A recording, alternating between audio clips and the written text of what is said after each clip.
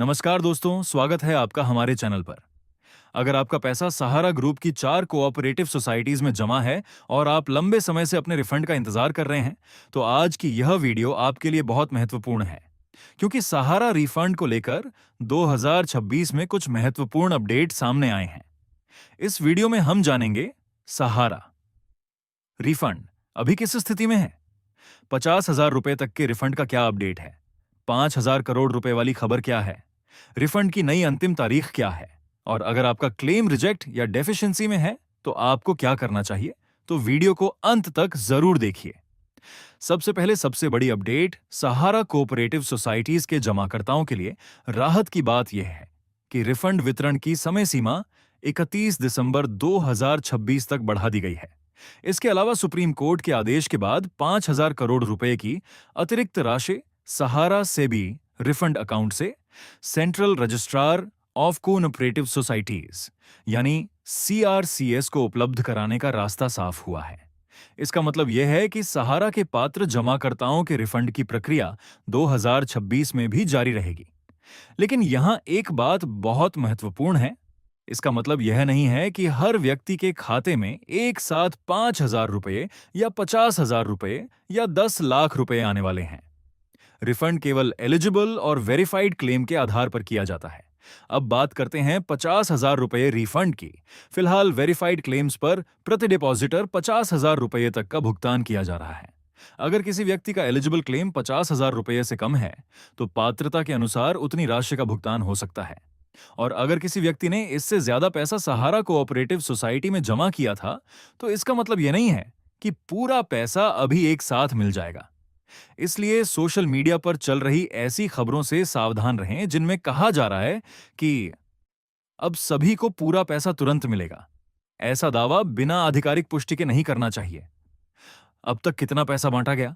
सरकारी जानकारी के अनुसार 20 जनवरी 2026 तक 8,429.42 करोड़ रुपए की राशि 39,46,550 जमाकर्ताओं को वितरित की जा चुकी थी।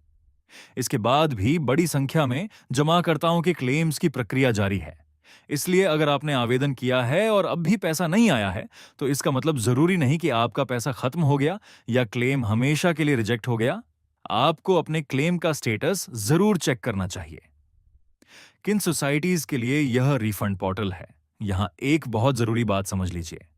सीआरसीएस सहारा रिफंड पोर्टल मुख्य रूप से इन 4 कोऑपरेटिव सोसाइटीज के जेन्युइन डिपॉजिटर्स के क्लेम्स के लिए बनाया गया है।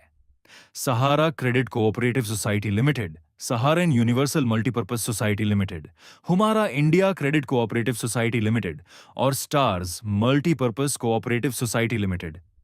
अगर आपका पैसा किसी दूसरी सहारा कंपनी या किसी अलग इन्वेस्टमेंट स्कीम्स में है तो उसे ऑटोमेटिकली इसी रिफंड प्रोसेस का हिस्सा नहीं मानना चाहिए। अगर आपका क्लेम में डेफिशिएंसी आ गई है तो कई लोगों का क्लेम डॉक्यूमेंट्स या डिटेल्स में डिस्क्रिपेंसी के कारण आगे प्रोसेस नहीं हो पाता। ऐसी स्थिति में घबराने की जरूरत नहीं है। सीआरसीएस ने ऐसे एप्लीकेंट्स के लिए रीसबमिशन प्रोसेस भी उपलब्ध कराया है।